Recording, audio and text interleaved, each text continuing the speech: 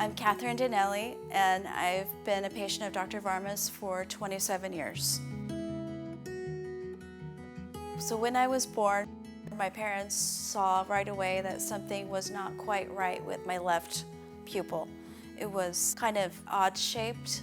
My dad called it a columboma, which to me it was elongated and not round like your typical eye pupil would be.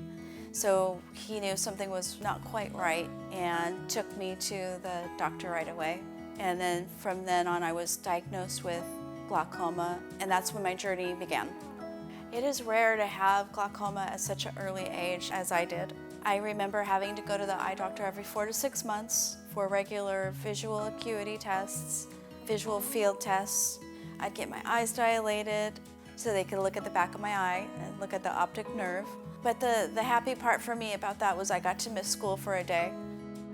Growing up with glaucoma, I want to say it didn't really damage me. I don't know if that's the right word. I played the piano, I played the violin, I had my clique of friends. I didn't feel any different from any of the other kids. The only difference was I wore glasses. Growing up, I didn't really notice any visual changes until I got into my late teens, and that visual change was peripheral vision mostly.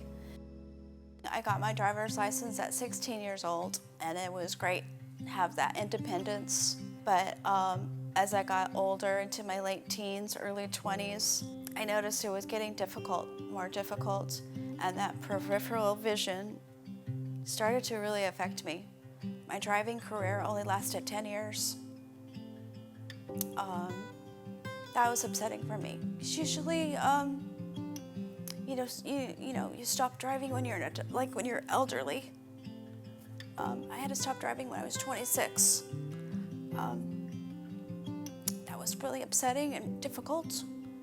But with the support of my family, I was able to get through it. The doctor I started seeing took care of me for as long as he could. Things just weren't getting any better, and I knew things could be better. I think they just clumped me in with everybody else that had glaucoma, like a one-size-fits-all kind of thing. I was just sticking with the same medicine, the same drill every 4 to 6 months, same thing, no progress though. I started having a mind of my own and knowing that things could be better.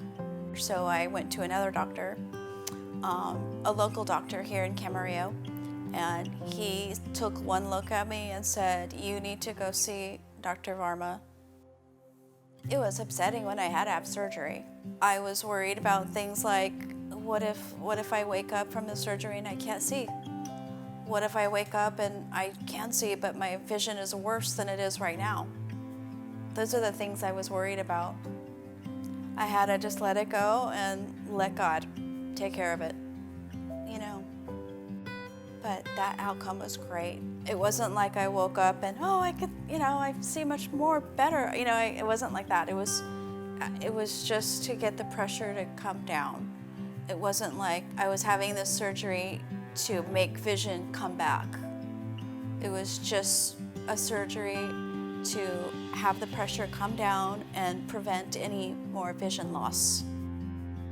Seeing Dr. Varma at the Southern California Eye Institute has been wonderful. He's the only doctor there that I see. It's like I have his undivided attention. I'm happy to see the same people there every time I go, and it's a great day actually.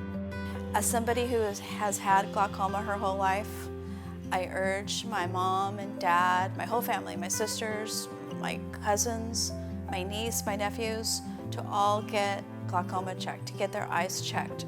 Go to somewhere like Southern California Eye Institute and get an exam.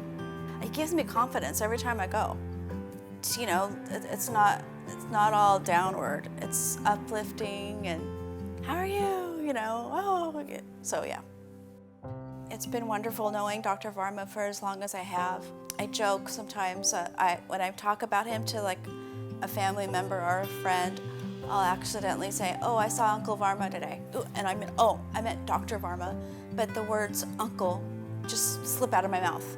because that's how I feel. He's like, you know, I've known him for so long, and it's, you know, great to see him every 4 to 6 months and check in, how are you? Not just doctor to patient. You know, he's like a friend, an uncle.